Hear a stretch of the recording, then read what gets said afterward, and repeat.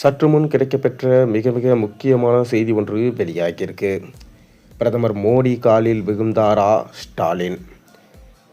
அதாவது வருகிற 2026 சட்டமன்ற தேர்தலுக்கு எப்படியாவது திமுகவை வெற்றியடைய வேண்டும் என தொடர்ந்து திமுகவை வலுப்படுத்தி கொண்டிருக்கிறார் ஸ்டாலின்.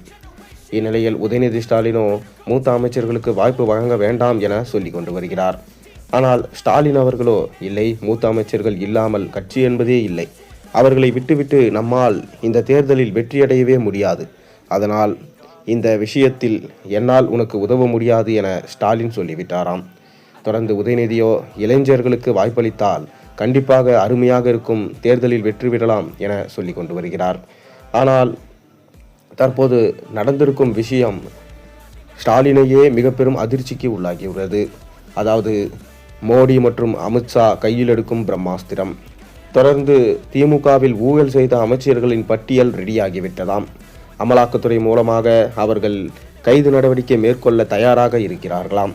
தொடர்ந்து என்டிஏ கூட்டணி பிரம்மாண்ட கூட்டணியை அறிவித்தார் மோடி. எடப்பாடி பழனிசாமி, டிடிவி தினகரன் மற்றும் மோடி ஒரே மேடையில் நின்று திமுக தான் முதல் எதிரி என்பதை கூறினார்கள்.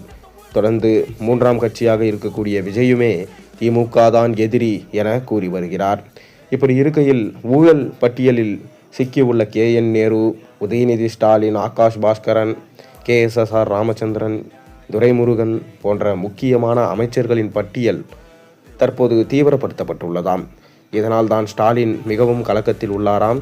அது மட்டுமில்லாமல் முதலில் KN நேருவை தூக்குவதற்கு அமலாக்கத்துறை ஏவி விட்டிருக்கிறாராம் அமித்ஷாவும் மோடியும். தொடர்ந்து இம்முறை தேர்தலில் அவரால் நிற்கக்கூட முடியாத சூழல் தற்போது ஏற்பட்டுள்ளது.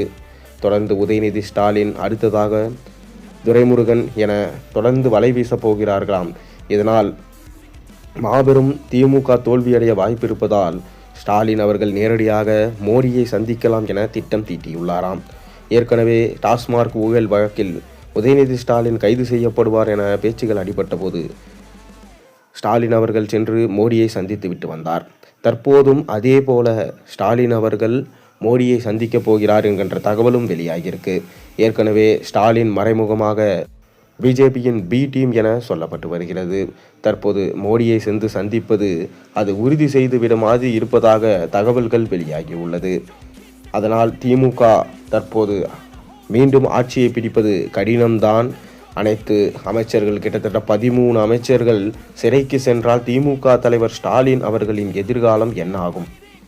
திமுக அடுத்த முறை எதிர்க்கட்சி அந்தஸ்து கூட இழந்துவிடும் என தற்போது சொல்லப்பட்டு வருகிறது. நீங்கள் என்ன நினைக்கிறீங்க? உங்கள் கருத்துக்களை மறக்காமல் கீழே கமெண்டின் வாயிலாக தெரிவிங்க.